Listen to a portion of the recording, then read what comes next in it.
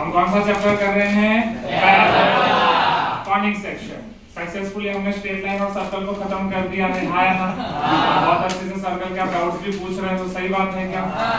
आपके सर्कल के डाउट्स को आगे कंटिन्यू भी करेंगे। सर्कल का नेक्स्ट डाउट सॉल्विंग सेशन कब होगा उसके ऊपर भी डिस्कस करते हैं। हाँ ना? भाई कल दूसरे बैच की एक्स्ट्रा क्लास भी है, दूसरे बैचेस भी तो है ना? आया ना? वो एडजस्ट करते हैं, वो कैसा होता है वो आज के क्लास में डिस्कस करेंगे। कॉनिक सेक्शन में प्रीवियस क्लास में मैंने आपको क्या पढ़ाया था वो याद है? मैंने आपको डबल कॉन कैसे कंस्ट्रक्ट होता है वो दिखाया था।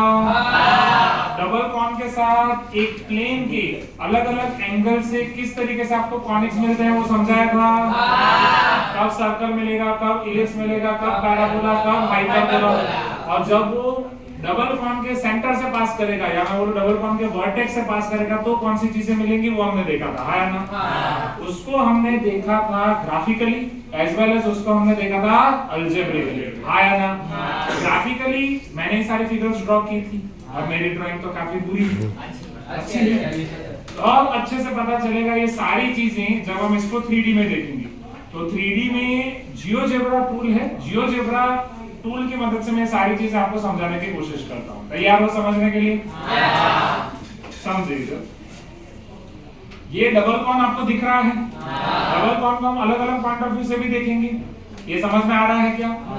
अब यहाँ पे अलग अलग एंगल्स हैं। ये डबल कॉन का एंगल जो है यहाँ पे 30 डिग्री पे फिक्स किया गया है। हम इसे चेंज भी कर सकते हैं, अभी के लिए मैं इसे 30 डिग्री पे रखता हूँ। 30 डिग्री ये कौन सा एंगल है? इन दोनों लाइन के बीच का एंगल है जो कल मैंने आपको दिखाया था। इसके और इसके लाइन के बीच का एंगल क्या है? 30 डिग्री, अल्फा 30 डिग्री। आपका मॉड्यूल ओपन करो, फर्स्ट पेज ओपन करो, फर्स्ट पेज कॉनिक्स का। उसमें आपको पाई और थीटा एंगल दिया गया है। मॉड्यूल के रिस्पेक्ट में देखो तो ये एंगल पाई है, मॉड्यूल के रिस्पेक्ट में ये एंगल पाई है। पाई का मतलब क्या हो जाएगा आपका? Semi vertex angle. ये वर्टेक्स एंगल आपको पाई दिया गया है। ये समझ में आ रहा है क्या? इसी परपेंडिकुलर के साथ हमारा जो प्लेन है वो जो एंगल बना रहा है उसको आपके मॉड्यूल में थीटा नाम दिया गया है। एंड दैट थीटा जिसको यहाँ पे हम रोटेशन की तरह ट्रीट करेंगे। ये समझ में आया क्या? तो अब हम थीटा और पाई को देखने जा रहे हैं। ये चीज क्लियर है सबको? पक्का? अब देखो, शुरुआत करते हैं एकदम बेसिक से। आपके मॉड्यूल में देखो, जब मैं ये रोटेशन को, ये जो आपको रोटेशन दिया गया है इसको मैं 90 डिग्री रख रहा हूँ। ये 90 डिग्री समझ में आ रहा है क्या? अभी के लिए मैं इसको सेंटर से पास, ये तो हमारे अलग अलग पॉइंट्स हैं, मैं इसको अभी सेंटर से पास नहीं कर रहा हूं। मैं अभी इसको फिलहाल नॉन सेंटर से पास कर रहा हूं कि भाई डबल कॉन के वर्टेक्स से पास नहीं हो रहा है तो दूसरे पॉइंट से पास हो रहा है, तो हमें क्या मिलेगा? तो आप देख सकते हो जब ये 90 डिग्री है तो क्या मुझे ये सर्कल मिल रहा है? क्या मुझे सर्कल मिल रहा है? हां ना? ये टॉप व्यू है, अरे बोलो। और ये साइड व्यू, यहाँ पे ये आपको सर्कल मिल रहा है। अगर ये 90 डिग्री है तो पहला केस देखिए, क्या पहला केस आपको क्लियर है? आपको दिया गया है केस 1 तो एक नॉर्मल केस है ना? केस 2 में दिया गया है थीटा इक्वल टू 90 डिग्री, जो क्या दिया गया है बेटा? सर्कल। यहाँ तक क्लियर है क्या? अब 90 डिग्री के बाद अब अगर मैं इस एंगल को चेंज कर रहा हूँ, समझिएगा ये एंगल धीरे धीरे रिड्यूस हो रहा है। यहाँ तक समझ में आया? अरे बोलो। ये एंगल रिड्यूस होते होते इधर आप देख सकते हो 90 से थोड़ा कम है एंगल। ये समझ में आ रहा है? 90 से कम है और अल्फा से ज्यादा है। 30 डिग्री से कम है, 30 डिग्री से ज्यादा है और 90 डिग्री से कम है। इस टाइम पे जो कर्व मिल रहा है उसे इलिप्स बोला जाता है। क्या बोला जाता है? इलिप्स। ये समझ रहे हो क्या? अगर ये प्लेन के पॉइंट ऑफ व्यू से देखोगे कुछ ऐसा आपको दिखेगा इलिप्स। यहाँ तक क्लियर है? अब यही इलिप्स आपको मिलेगा अगर आप इस प्लेन को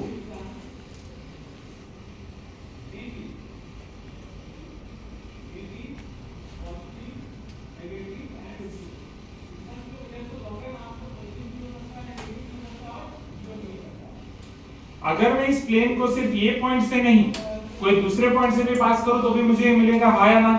अरे बोलो। उसको फिर मुझे स्टार्टिंग से आपको पॉइंट दिखाना पड़ेगा, वो दिखाता हूं, पर पहले ये समझ में आ रहा है? हाँ या ना? राइट? वर्टेक्स से भी हम नहीं करेंगे, फिर वर्टेक्स से भी देखेंगे।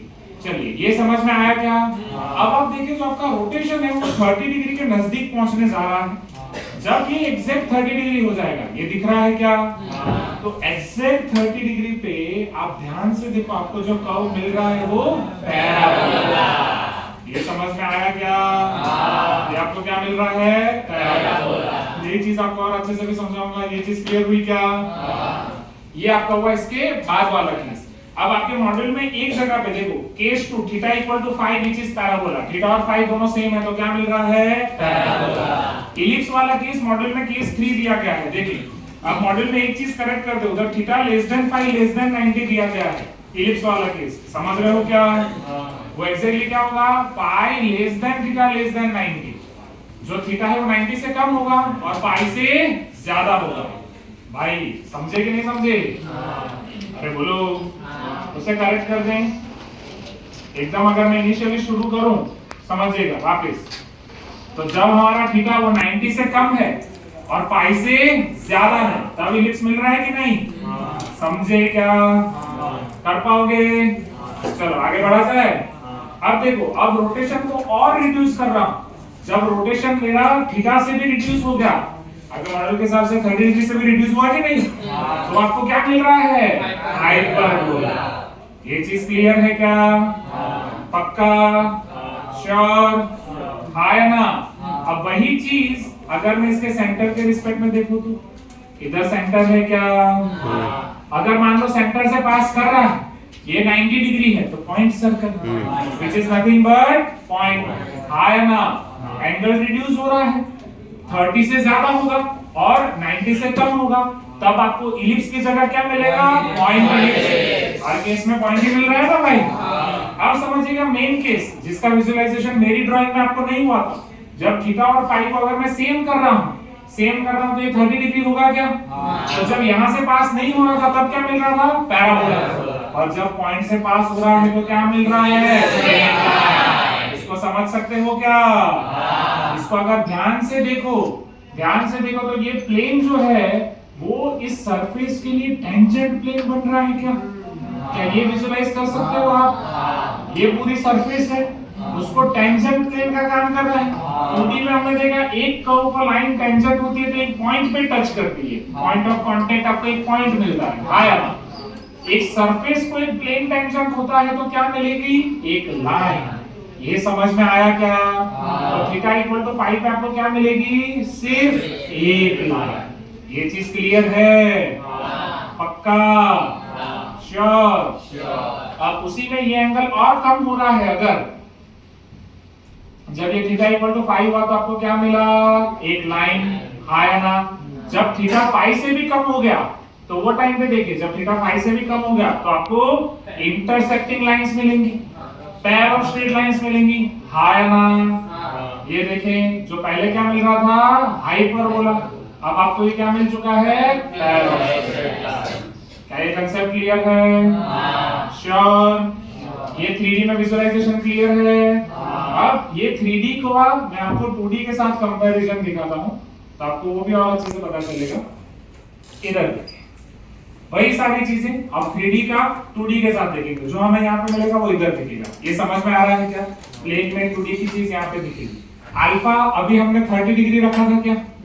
अरे बोलो। तो सेम अभी के लिए मैं 30 डिग्री के लिए आगे लेके जा रहा हूँ। अल्फा 30 डिग्री दिख रहा है आपको। बीटा को हम चेंज करेंगे। हाँ या ना? सबसे पहले प्लेन को अलग अलग जगह पे रखते हैं। अभी जो मैंने विजुअलाइजेशन दिखाया उसमें प्लेन को मैंने नीचे रखा था। हाँ या ना? अभी मैं प्लेन को ऊपर रखने जा रहा हूँ। ये समझ में आ रहा है क्या? अरे बोलो भाई। पक्का? श्योर? चलिए शुरू कहां से करेंगे, 90 से। चलिए बीटा 90 है तो क्या मिल रहा है, सर्कल। प्लेन सेंटर से पास कर रहा है तो पॉइंट, नीचे जाएगा तो भी सर्कल, ऊपर जाएगा तो भी सर्कल। दिख रहा है क्या? पक्का? श्योर? चलो इसको मैं रिड्यूस कर रहा हूं पर ये 30 से ज्यादा रहेगा या 35 से ज्यादा रहेगा। समझ रहे हो क्या? ये सब केस में आपको क्या मिल रहा है, जब ये सेंटर से पास हो गया, वर्टेक्स से पास हो गया पॉइंट और फिर इलिप्स। आसान है? पक्का? चलिए बहुत बढ़िया। अब अगर मैं इसको एग्जैक्ट अल्फा जितना एंगल बना रहा हूं, जो अभी अल्फा हमारा कितना एंगल हो चुका है, 35। हाँ या ना? तो मान लो बीटा भी 35 है तो आपको क्या मिल रहा है, पैराबोला। देख रहे हो क्या? जब देखना इधर समझो, जब सेंटर से पास कर रहा हूं तो लाइन हुई क्या? हाँ या ना? सेंटर से पास हो रहा है तो क्या हो रही है, लाइन। समझ रहे हो क्या? अरे बोलो। अब सेंटर के अबो जा रही है तो पैराबोला, बिलो जा रही है तो पैराबोला। आसान है? पक्का? चलो एंगल को और रिड्यूस कर रहे हैं, फर्दर रिड्यूस कर रहे हैं, फर्दर रिड्यूस कर रहे हैं, तो ये आपका क्या बना? हाइपरबोला। समझ रहे हो क्या? प्लेन को ऊपर लेके जाओ, हाइपरबोला, नीचे लेके जाओ, हाइपरबोला, और प्लेन को सेंटर से पास करो तो POSL, pair of straight line. दिख रहा है क्या? आसान है? समझ रहे हो ना बच्चों? जैसे ऊपर लेके जाओ क्या होगा? हाइपरबोला, नीचे लेके जाओ क्या होगा? हाइपरबोला। ये सारी जियोमेट्रिकल चीजें क्लियर है क्या? अब इन्हीं जियोमेट्रिकल चीजों को हमने अलजेब्रिकली कैसे लिखा था, फटाफट रिकॉल कर लें क्या? अगर पॉइंट प्लेन पे लाई कर रहा है, हमने पर्टिकुलरली फोकस और डायरेक्ट्रिक्स के पॉइंट ऑफ व्यू से देखा था, हाँ या ना? कि अगर फोकस डायरेक्ट्रिक्स पे है, फोकस डायरेक्ट्रिक्स पे नहीं, सपोज ये डायरेक्ट्रिक्स है और ये क्या है? फोकस। फोकस डायरेक्ट्रिक्स पे है तो डिटरमिनेंट डेल्टा क्या आएगा? 0। डेल्टा क्या आएगा? नॉन 0। याद है क्या? इधर तीन condition, x² greater than ab, x² equal to ab, x² less than ab। इधर भी तीन condition, x² greater than ab, x² equal to ab, x² less than ab। चलिए x² ग्रेटर देन ab में क्या मिलेगा? Pair of straight line. जब ये आपको दिखाया ना, x² इक्वल टू ab में क्या मिलेगा? पैरेलल स्ट्रेट लाइन या तो कोइंसिडेंट स्ट्रेट लाइन। जो हमारे केस में कोइंसिडेंट मिल रहा है, पैराबोला वाला केस आया ना, x² लेस देन ab में कोरियल स्ट्रेट लाइन। या तो मैं बोल सकता हूं पॉइंट, जो हमें पॉइंट सर्कल या पॉइंट इलिप्स मिला, ये किसके लिए मिला? जब प्लेन कहां से पास हो रहा था? वर्टेक्स से। समझ में आया क्या? और जब पॉइंट वर्टेक्स से पास नहीं हो रहा है तो x² ग्रेटर देन ab में क्या मिला? Hyperbola. x² equal to ab में क्या मिला? x² लेस देन ab में क्या मिला? पैराबोला की एसेंट्रिसिटी क्या होगी? हाइपरबोला की इलिप्स आसान है? कर पाओगे? सर्कल के लिए क्या कंडीशन होगी? पॉइंट सर्कल के लिए delta equal to 0, non point circle के लिए डेल्टा नॉट इक्वल टू 0, उसके लिए डेल्टा माइनस r² होता है, हाँ या ना?